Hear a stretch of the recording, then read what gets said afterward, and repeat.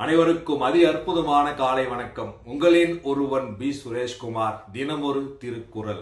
இன்றைய திருக்குறள் அதிகாரம் மருந்து. ஆங்கிலத்துல மெடிசின் சொல்லுவாங்க. குறள்: உற்றான் அளவும் பிணியளவும் காலமும் கற்றான் கருதி செயல். குறள் எண் 949.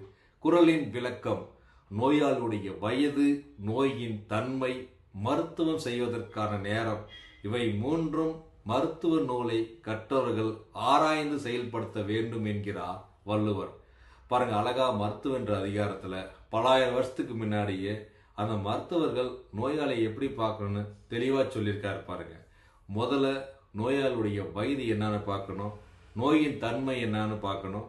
அதன் பிறகு அந்த நோய்க்குரிய காலத்தை திட்டமிட்டு அந்த மருத்துவ நேரத்தை முறையாக திட்டமிட வேண்டும் சொல்றார்.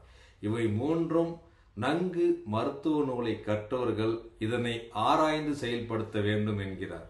ஆமாங்க, மருத்துவ நூலை கற்றவர்கள் இதை மூன்றும் ஆராய்ந்து செயல்பட்டா கண்டிப்பா அந்த மருத்துவம் வெற்றியடைங்க, நோயாளியும் வெற்றிகரமாக குணமடைவார்கள். இக்குறள் மூலம் நாம் அதனை அறிந்து நாம் தெரிந்து கொள்வோம். மீண்டும் திருக்குறள்: உற்றான் அளவும் பிணியளவும் காலமும் கற்றான் கருதி செயல். திருக்குறள் கற்போம், வாழ்வில் உயர்வோம். மூழ்காமல் முத்தில்லை, வெட்டாமல் தங்கமில்லை.